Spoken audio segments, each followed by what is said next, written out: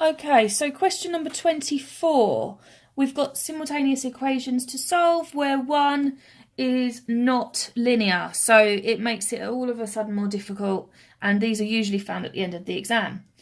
So the first thing I think that we should do is rearrange the equation that is linear so that either x or y is the subject. I'm going to choose to make x the subject. So if I add 2y to both sides, I have x equals 2y plus 5. So I've just rearranged the second equation so that x is now the subject. And what I can then do is I can say, well, okay, if I know that x is 2y plus 5, wherever I see an x in the first equation, I can swap it for 2y plus 5. So that's going to have to go in there and in there. Okay, so let's write that nice and carefully. So we're going to do 2 lots of, instead of x squared, 2y plus 5 squared, minus 3 times 2y plus 5, minus 7. So let's not take any shortcuts. Let's make sure that we don't make any silly mistakes. So 2y plus 5 all squared. I'm going to write that multiplied by itself. We could expand this bracket, this single bracket here perhaps. Okay. So I could then expand my double brackets. So 2y times 2y is 4y squared. 2y times 5 is 10y. 5 times 2y is 10y again. And 5 times 5 is 25. Okay, minus 6y. Now I'm at minus 15, take away 7. So I could just take minus 22 for that instead. So I could then expand this by multiplying it all by 2.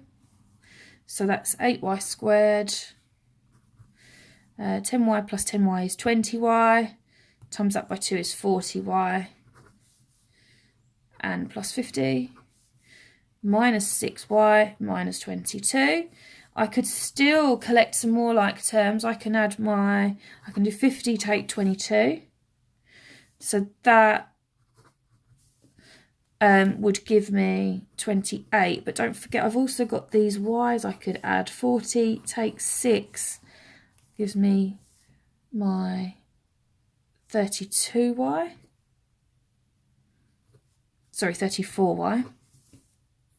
Okay, so I could then think about solving it. Now my equation is not yet equal to 0. So let's make it equal to 0. Okay, to solve a quadratic, that's what we should always try and do, make it equal to 0. So to do that, I need to take y from both sides. So that would give me actually 33y there. Okay, so I've taken the y away from here to give me 33y. Okay, now it's looking like I could solve it. It's a quadratic equal to 0, and I've got my calculator, so I may as well use the quadratic formula. So let's just remind ourselves of how that looks. So minus b plus or minus the square root of b squared minus 4ac all over 2a. So plug the numbers in. Minus 33 plus or minus 33 squared minus 4 times 8 times 28. So don't forget the A is 8, the B is 33, and the C is 28. So all over 2 times 8. Now when you type that into your calculator, I would advise simplifying it a little bit yourself first, just to make sure that you've not made any mistakes with any negatives. And once you've done that, you'll get 2 solutions. Once when you type it in with a plus. So when you do that, you'll have minus 1.19. And once with the plus, which would give you minus 2.93. 3. Now I have rounded those to 2 decimal places because that's what the question asked of me. Now once I've got those values for y, I must remember to find the values for x. So look back at the original equations. I've got one that would be much more sensible to use for finding x.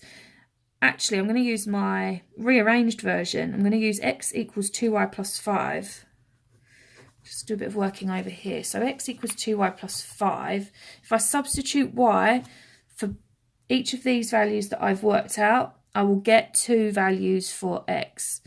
So if we plug it in for minus 1.19 first, I'll have 2 lots of minus 1.19 plus 5, and that gives me an answer of 2.61. I'll write that under there. And when I substitute y for the next value for y that I've already found, 2 times minus 2.93, add 5, I get minus 0.86. So I have got now 2 values for y, 2 values for x, and as long as I put my answers nice and clearly on the solution line, then you will not lose any marks. Now let's just think carefully. If we've got this as a pair, let's start by writing those down. Better to start with x first. X is 2.61, y is minus 1.19, and our other pair, x is minus 0.86 when y is minus 2.93. Okay, so that's all done.